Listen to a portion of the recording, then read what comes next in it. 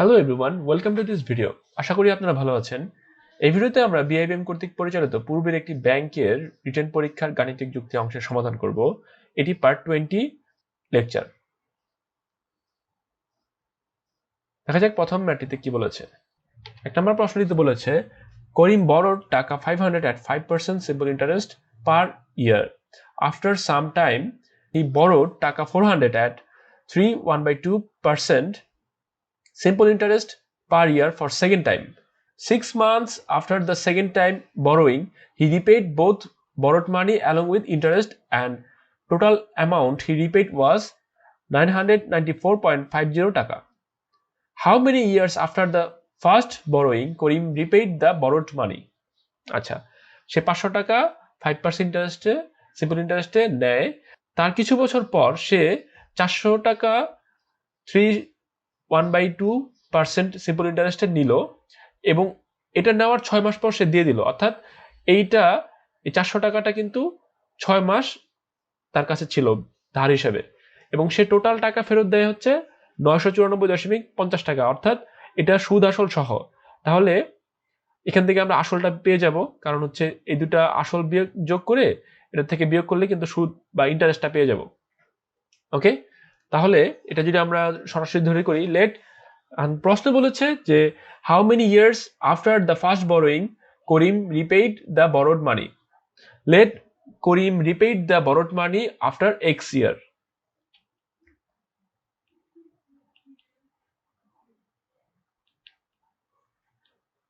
According to the question আমরা কি পাবো?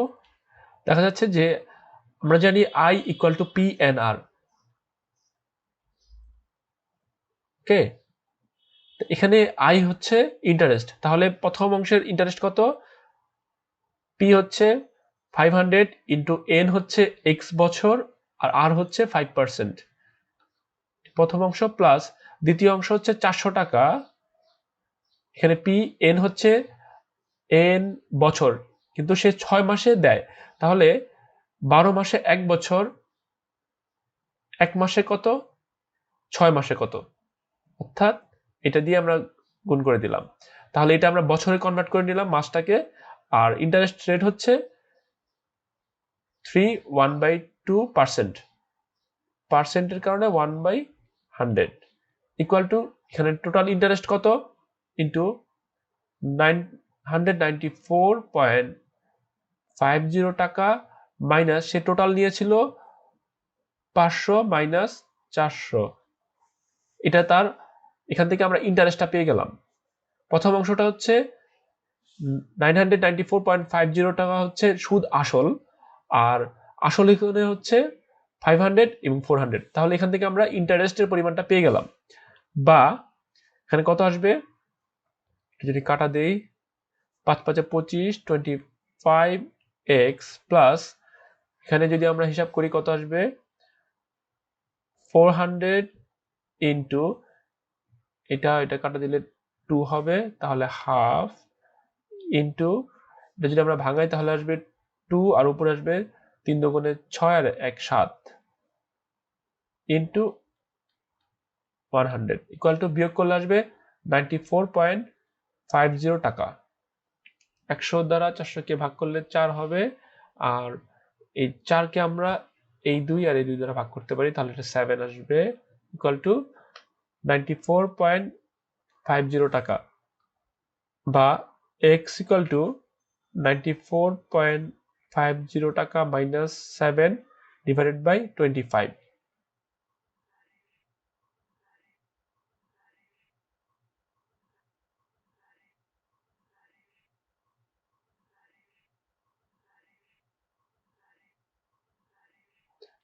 x কত আসবে 7/2, 3.5।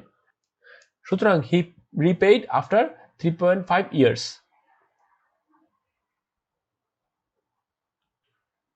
এটাই আনসার। 2 নম্বর প্রশ্নটিতে বলেছে Rahim can do a piece of work in 80 days. He worked for 10 days and then Karim alone finishes the rest of the work in 42 days. How much time would it take for two of them together to complete the whole work. আচ্ছা, এখানে রহিম একদিনে কত অংশ করতে পারে সেটা আমরা পেয়ে গিয়েছি, সেটা হচ্ছে 1/80 days। আর ধরি করিম সম্পূর্ণ কাজ করতে পারে x দিনে। Let Karim can do the whole work in x days.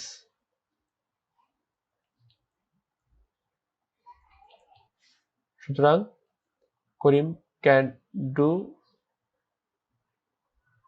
in one day 1/x part. Again, Rohim can do in one day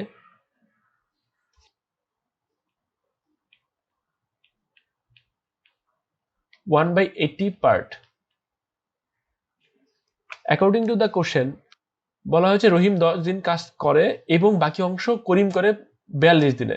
তাহলে রহিম একদিনে করে 1/80 পার্ট 10 দিনে করে 10 দিয়ে গুণ করে দিলাম, প্লাস করিম একদিনে করে 1/x পার্ট আর 42 দিনে করে তার অংশের 42 গুণ, ইকুয়াল টু তাদের এই দুজনের কাজের যোগফল হচ্ছে সম্পূর্ণ অংশ বা 1, বা 1/8 প্লাস 42/x ইকুয়াল টু 1। এখান থেকে আমরা x এর ভ্যালুটা বের করব।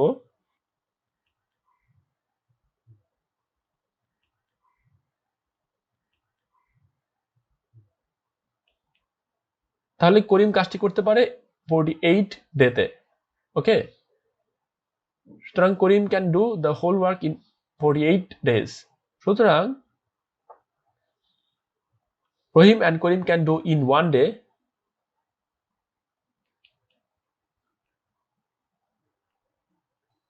ইকুয়াল টু রহিমের অংশ 1/80 প্লাস করিমের অংশ 1/48। 80 এবং 48 এর লসাগু কত আসবে? আমরা যদি 2 দ্বারা ভাগ করি তাহলে এটা আসবে 24, 40, 4 দ্বারা ভাগ করলে 4 6 24, 4 10, 2 দ্বারা ভাগ করলে 3 5, 3 5 15, 15 দোগুণে 30, 30 দোগুণে 60, 60 424, 4 6 24, 240।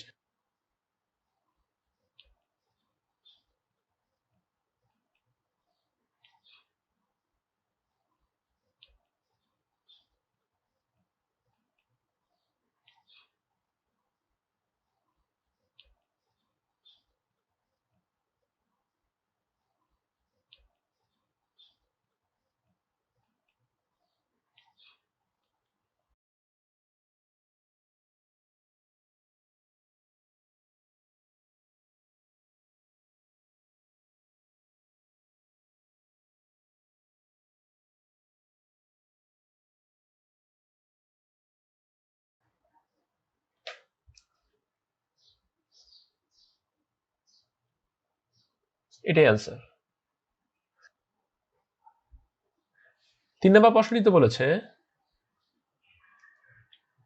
the length of a rectangular field is 1.5 times as large as its width. An amount of taka 10,260 was needed to cover the field of grass at 1.9 taka per square meter. How much it would cost to fence the 4 sides of the rectangular field at the rate of 2.5 taka per meter? Okay, এখানে বলেছে length of the rectangular field is 1.5 times as large as its width। তাহলে এটা যদি rectangular field হয় আর এটা যদি তার প্রস্থ হয়, প্রস্থ থেকে দৈর্ঘ্য হচ্ছে 1.5 টাইমস বড়, 1.5 টাইমস হচ্ছে দৈর্ঘ্য থেকে প্রস্থ। ওকে, তাহলে বলেছে অ্যাকর্ডিং টু দ্য কোশ্চেন, আমরা একটু শর্টকাট করে ফেলি, এটা হচ্ছে দৈর্ঘ্য ইন্টু প্রস্থ, ক্ষেত্রফল ইকুয়াল টু দৈর্ঘ্য 1.5x ইন্টু প্রস্থ হচ্ছে x। তাহলে এখানে আয়তাকার ক্ষেত্রটির ক্ষেত্রফল পাচ্ছি ইন্টু প্রতি স্কোয়ার মিটারের জন্য লাগবে 1.9 টাকা। তাহলে এতটুকুর জন্য লাগবে 1.9 ইন্টু টোটাল টাকা ইকুয়াল টু টোটাল টাকা কত বলেছে? 10,260 টাকা। অর্থাৎ এই ক্ষেত্রফলকে 1.9 দ্বারা গুণ করলে এই টাকাটাই পাবো। এখান থেকে আমরা x এর ভ্যালুটা বের করে ফেলবো।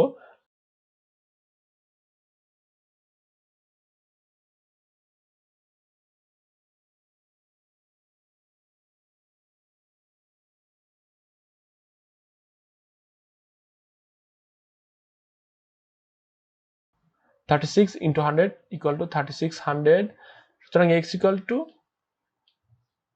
60। আচ্ছা, এখান থেকে আমরা তাহলে পাচ্ছি the width of the rectangle equal to 60 and length 60 into 1.5।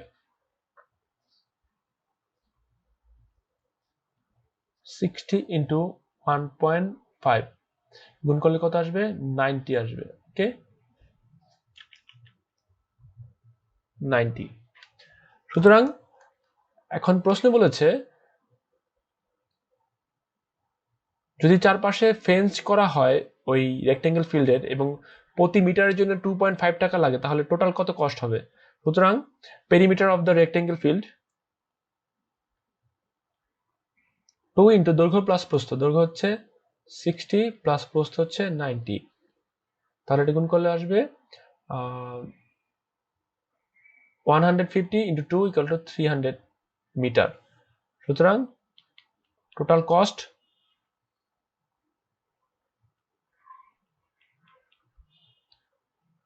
300 metre into 2.5 টাকা, এটা গুণ করলে কত আসবে? এটা আসবে 25 ইন্টু 1/10। আমরা দশমিকটা তুলে 1/10 দিলাম, তাহলে এটা আসবে কত? 375, 3 25 75, একটা শূন্য, 750 টাকা। এটা অ্যান্সার।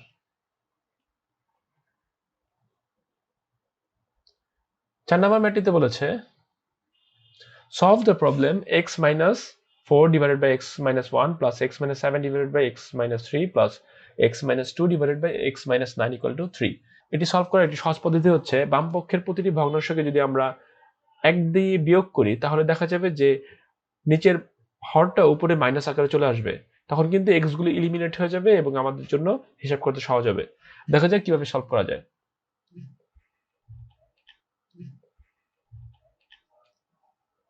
বা x minus 4 divided by x minus 1 minus 1 plus x minus 7 divided by x minus 3 minus 1 plus x minus 2 divided by x minus 9 equal to 3।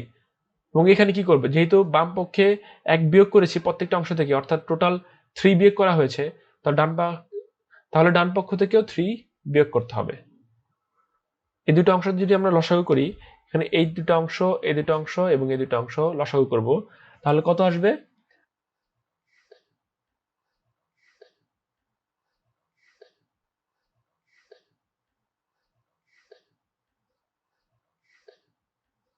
বা এখানে কত আসবে?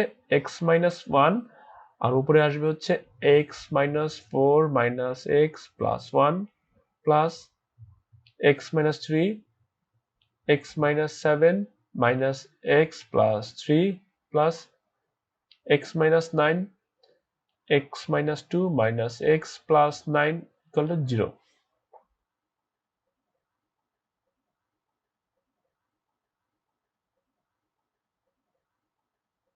minus 3 x minus 1 plus এখানে প্লাসে মাইনাসে মাইনাসই আসবে, তাহলে minus 4 by x minus 3 equal to minus 7 by x minus 9। উভয়পক্ষকে minus 1 দ্বারা গুণ করে দিলে আসবে হচ্ছে সবকিছু প্লাস হয়ে যাবে। ওকে, তাহলে 3 by x minus 1 plus 4 by x minus 3 equal to 7 by x minus 9। এখন কি করতে পারি? এখন দেখা যাচ্ছে যে এখন আমাদেরকে এই ইকুয়েশন থেকে x এর ভ্যালুটা বের করতে হবে। সেটা কিভাবে করতে পারি? 3 divided by x minus 1 plus 4 divided by x minus 3 equal to 7 কে আমরা 4 এবং 3 দুটি অংশে ভাগ করতে পারি। x minus 9 plus 3x minus 9 দুটি অংশে ভাগ করলাম। এখন একটাকে বাম পাশে নিয়ে আসবো, আরেকটাকে ডান পাশে নিয়ে যাব।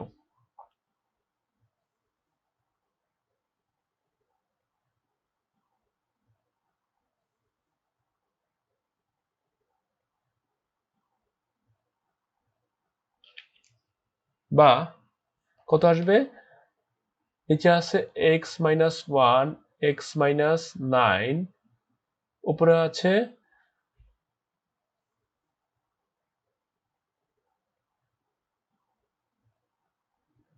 বা এখানে যদি আমরা দেখি x-1 x-9 উপরে কত আসবে, 3x minus 27 minus 3x plus 3 equal to x minus 9 into x minus 3, কত আসবে এখানে 4x minus 12 minus 4x minus 4 নং 36 36 এটা প্লাস ইকুয়াল টু, আমরা যদি এই পাশে এটা কেটে দেই এটা কাটা যাবে, আর উপরে দেখা যাচ্ছে যে 3x কাটা 4x কাটা যাবে, তাহলে এটা যোগ করলে আসবে 24, উপরে আসবে -24 x minus 1 equal to এখানেও আসবে +24 x minus 3, বা এই পাশকে ভাগ করলে 24 দ্বারা 1 আসবে, এখানে আসবে 1, আমরা বাম পাশে ডান পাশে গুণ করে দেই তাহলে আসবে -1 into x minus 3 equal to 1 into x minus 1, বা এটা গুণ করলে আসবে -x plus 3 equal to x minus 1, বা -x equal to -1 minus 3, বা -2x equal to -4, সুতরাং x equal to 2, এটাই answer. Thank you everyone for being with us. আশা করি আপনারা এই চ্যানেলের পরবর্তী ভিডিওগুলো দেখবেন।